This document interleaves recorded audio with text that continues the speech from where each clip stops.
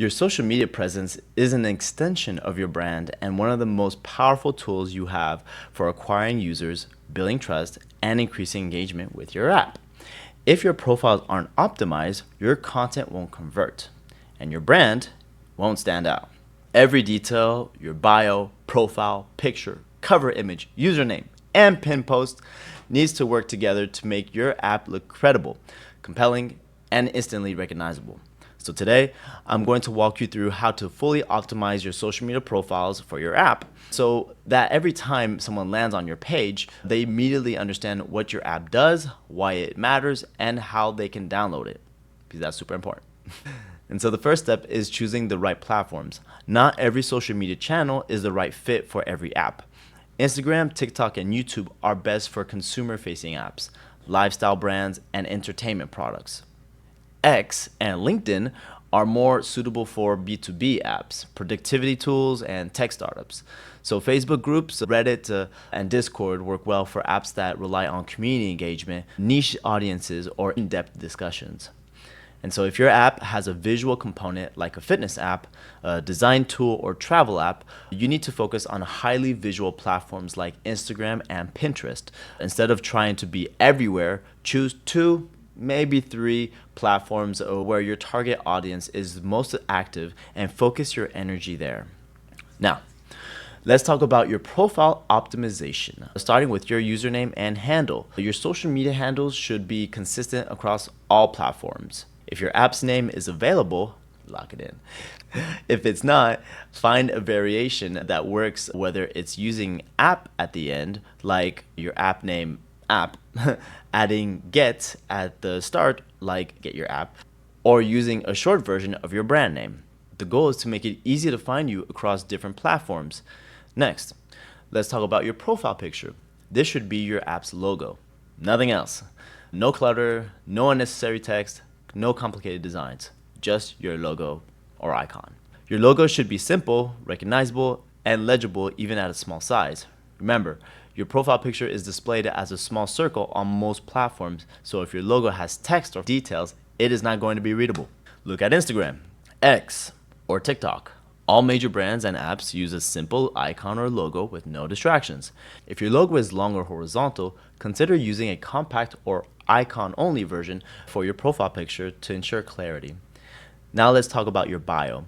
Your bio should immediately communicate what your app does and why it matters. 2 or 3 sentences or less. You have seconds to make an impression, so keep it short, clear, and compelling. Instead of writing the best productivity app, say, get more done in less time, or your all-in-one productivity tool. Include a short social proof statement like as seen in Forbes or trusted by 100,000 users to instantly boost your credibility. And most importantly, include a direct link to download your app. Use a link in bio tool like Linktree, Beacons, or your own custom landing page if you want to direct users to multiple links. That's actually something that I feel a lot of people miss with their own website. You can literally have on your own website a specific page that has all the different links to all the different socials associated with your app or your own profile instead of using and paying Linktree or all these other services to do basically the same thing.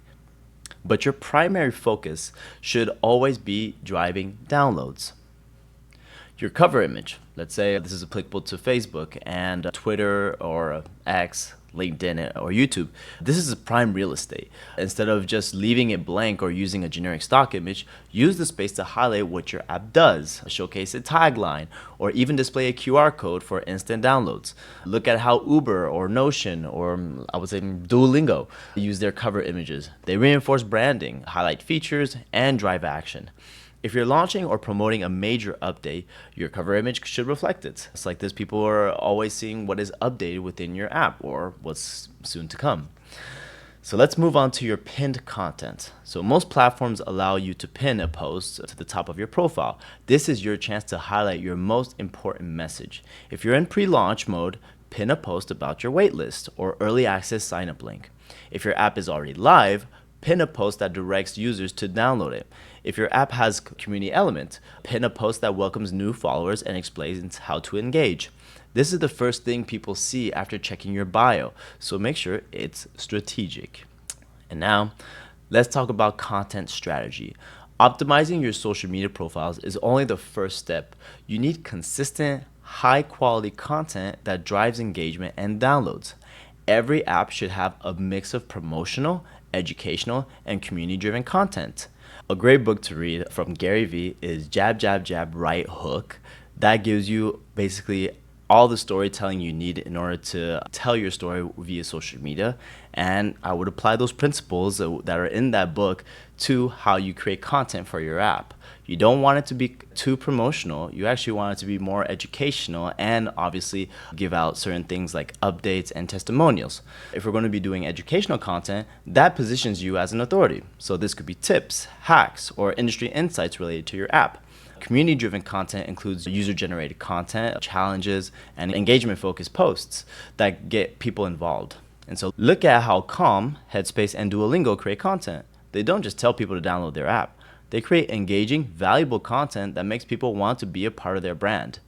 There's this example of Duolingo currently on Instagram where it's a crazy rave party and it's very kind of disturbing, but it catches your eye and the engagement on the post is very viral. And so this is one way to engage your users about using what is supposed to be a language app. At the end of the day, it looks more like a community that loves partying. And so this is something that you can obviously use as an example once your brand actually has a thriving user base.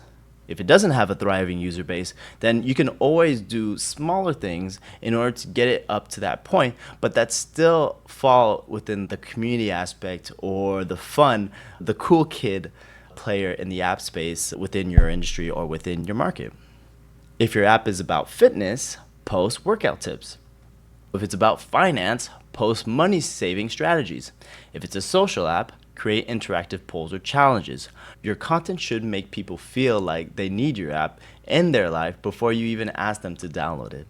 And so another key to social media branding is using a cohesive visual identity. Your colors, fonts, and imagery should be consistent across all platforms. I know I'm a broken record when I say this, but you have to do this. If someone sees your content on Instagram and then finds you on TikTok, they should immediately recognize your brand. And so create a social media branding kit. This is something that's completely missed for non-technical founders. Creating a social media branding kit includes your brand colors, typography, and content templates to ensure consistency. So look at Notion, Spotify, Airbnb. Their visuals are so recognizable that you can spot their posts even without a logo. And so let's talk about hashtags and SEO optimization. Social media platforms are search engines, and the right keywords and hashtags can make you more discoverable and make your app more discoverable as well. And so your bio should include keywords related to your app, and your posts should use a strategic of trending, niche, and brand hashtags. Use ChatGPT to find some. There's plenty of ways to have the right hashtags in regards to your app show up with SEO. And so for example, let's talk about if you have a habit tracking app. Your hashtag should include broad terms like productivity, habit tracking, niche terms like daily goals, morning routine, and branded hashtags unique to your app. Engagement is everything. And so social media isn't just about posting content and hoping that people will see it. You need to actively engage with your audience. And so reply to every comment, every DM, and every mention.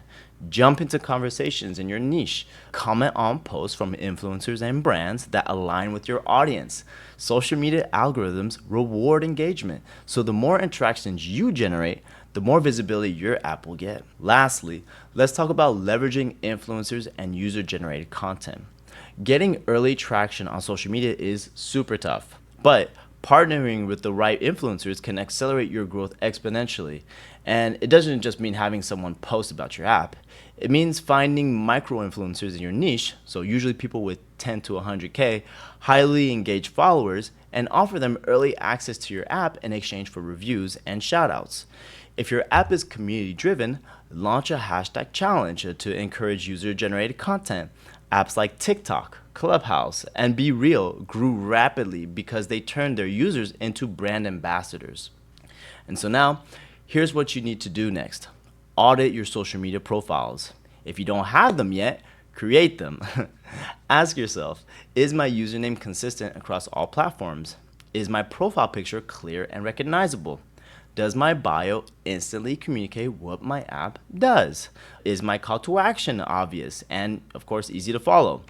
Is my pinned post driving downloads or engagement? If not, guys, make these changes immediately. Use AI, use ChatGPT to help you out, and then get it started. So, I'll see you in the next lesson. Peace.